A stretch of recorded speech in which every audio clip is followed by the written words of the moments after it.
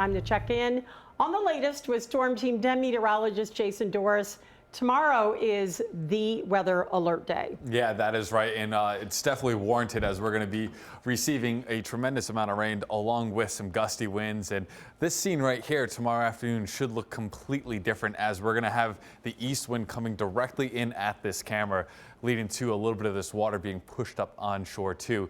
Potentially a little bit of minor coastal flooding and even a little bit of splash over at the seawall there. But People's Credit Union Skycam Network live as we go here in Narragansett, right there at the Coast Guard House restaurant. A lot of overcast conditions this afternoon. That will continue to be the theme. What you see is more or less what you get for the rest of the daylight hours. We will start to see the leading edge of this precipitation shield moving into the area right around 5, 6, 7 o'clock tonight, leading to some isolated to scattered light rain showers. So let's go forward and time things out before things do get a little bit heavier for tomorrow. Again, temperatures should be in the 50s today. We're anticipating things to be mainly dry for the evening commute, although there could be a little bit of drizzle around the area. Now, shower activity will become a little bit more scattered during the overnight time period, but we're anticipating that widespread steady rain to be arriving just in time for the morning commute tomorrow. So it will be a slow drive into work, but that will not be the worst of the driving conditions tomorrow.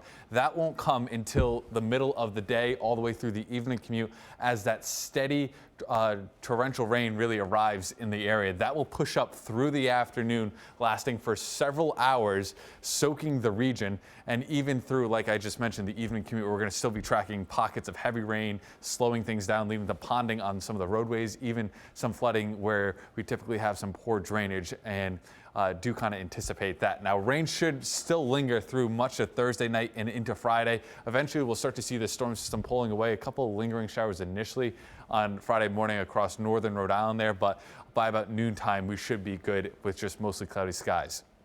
Now, we have upped the rainfall totals a little bit since yesterday. About a widespread 1.5 to almost 3 inches of rain is possible across all of Rhode Island and also southeast Massachusetts. A little bit further west into Connecticut, that's where we're anticipating a little bit less rain. But most of that rainfall, again, falling from about noontime tomorrow through about 8 p.m.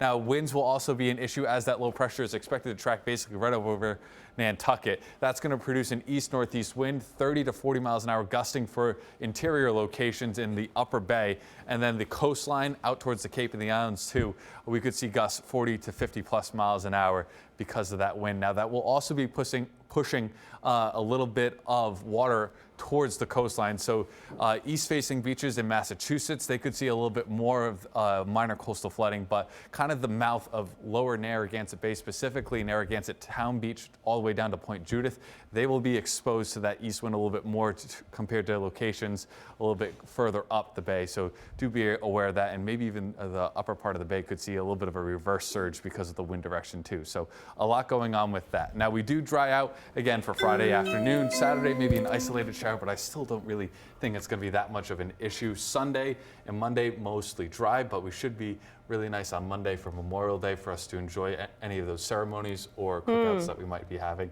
And then next week, we're returning back to our averages there for the most part. So Saturday, a chance of showers. So cookouts? I think we should be good for cookouts and stuff like that. Don't cancel them.